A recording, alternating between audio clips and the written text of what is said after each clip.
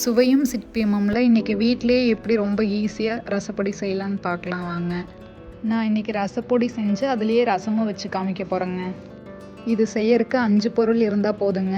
கொத்தமல்லி 60 கிராம், சீரகம் 70 கிராம், மிளகு 35 கிராம், கறிவேப்பிலை கொத்து 10லேருந்து 15ங்க, மிளகாய் 6ங்க. நான் இன்றைக்கி இரும்பு கடாயில் தாங்க இது எல்லாத்தையுமே வறுக்க போகிறேன். அடுப்பையும் எப்போவுமே சிம் ஃப்ளேமில் வச்சுக்கோங்க. எடுத்து வச்சிருக்கிற கொத்தமல்லியை சேர்த்து மெதுவாக வறுத்து விடுங்க.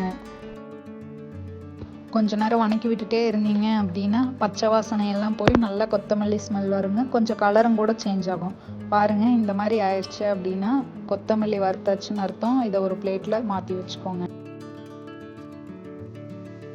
அடுத்தது சீரகம் வறுத்துக்கலாங்க. அடுப்பை மட்டும் சிம் ஃப்ளேம்லேயே வச்சுக்கோங்க. சீரகம் கொஞ்சம் சீக்கிரமாகவே வறுத்துடலாங்க.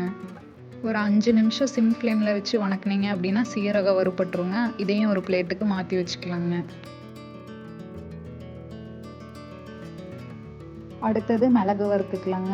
இதை கொஞ்ச நேரம் வறுத்துக்கிட்டே இருந்தீங்க அப்படின்னா கடுகு வெடிக்கிற மாதிரி மிளகும் வெடிக்குங்க. அந்த டைமில் அடுப்பு ஆஃப் பண்ணி மிளகையும் ஒரு பிளேட்டுக்கு மாற்றி வச்சுக்கோங்க.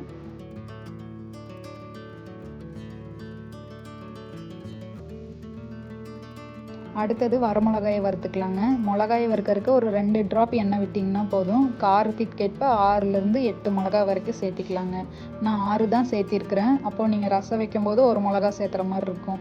சப்போஸ் 8 மிளகாய் சேர்த்திக்கிட்டிங்க அப்படின்னா ரசம் வைக்கும்போது மிளகாயே சேர்த்த வேண்டியது இல்லைங்க. மிளகாய் வறுக்கும்போது காந்தல் வருங்க, பார்த்து வருங்க. அடுத்தது கருவேப்பிலை வறுத்துக்கலாங்க. இது நம்ம தேவைக்கேற்ப சேர்த்துறது தான். நான் 10லேருந்து 15 கொத்து சேர்த்திருக்கேங்க. கருவேப்பிலை நிறையா சேர்த்தும் போது நல்லா ரசம் வாசனையாக இருக்குங்க. சிம் ஃப்ளேமில் வச்சு கருவேப்பிலையை வறுத்து விட்டுக்கிட்டே இருந்தீங்க அப்படின்னா கருவேப்பிலையோட பச்சைத்தன்மையெல்லாம் போய் நல்லா ட்ரை ஆன மாதிரி இருக்குங்க. நீங்கள் இப்படி பிடிச்சி பார்த்தீங்கனாலே நறுக்கு முறுக்குன்னு சத்தம் வருங்க. அந்த டைமில் அடுப்பு ஆஃப் பண்ணி ஒரு பிளேட்டுக்கு மாற்றி வச்சுக்கோங்க. வறுத்து வச்சதெல்லாம் நல்லா ஆறுனதுக்கப்புறமா ஒரு மிக்ஸி ஜாருக்கு ட்ரான்ஸ்ஃபர் பண்ணி நல்லா நைஸாக அரைச்சி எடுத்து வச்சுக்கோங்க.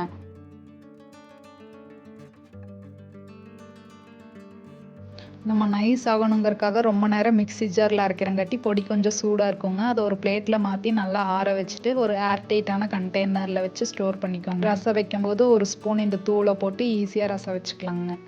இந்த ரசப்பொடியை வச்சு எப்படி ரசம் செய்கிறதுன்னு பார்க்கலாம் வாங்க.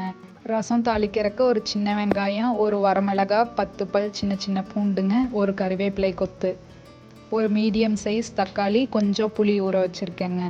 குழம்பு செய்கிறக்காக இன்றைக்கி பருப்பு கொஞ்சம் வேக வச்சுருந்தேங்க. அந்த தண்ணியை எடுத்து வச்சுக்கலாங்க. ரசத்தை தாளிச்சிக்கலாங்க. கொஞ்சமாக எண்ணெய் ஊற்றி கடுகு, வெங்காயம், கருவேப்பிலை, வரமிளகாயை சேர்த்து ஒரு டைம் வணக்கி விட்டுக்கோங்க.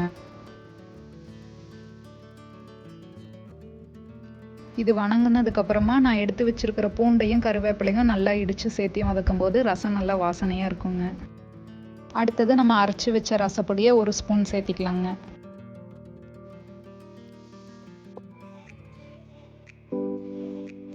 ரசப்பொடி எண்ணெயில் வறுத்ததுக்கப்புறம் நம்ம எடுத்து வச்சுருந்த தக்காளி புளி கரைசலை சேர்த்திக்கலாங்க.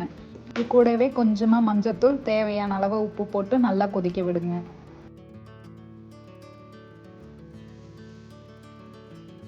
ரசம் நல்லா கொதிச்சிருச்சுங்க. இந்த டைமில் நம்ம எடுத்து வச்சுருந்த பருப்பு தண்ணியை ஊற்றிக்கலாங்க. எப்போவுமே பருப்பு தண்ணி ஊற்றி ரசம் செய்யும்போது அது தனி டேஸ்ட்டு தாங்க. ஒரு கொதி வந்ததுக்கப்புறம் லைட்டாக பெருங்காயத்தூள் போட்டு இறக்குனீங்கன்னா ரசம் ரெடி ஆகிடுச்சுங்க.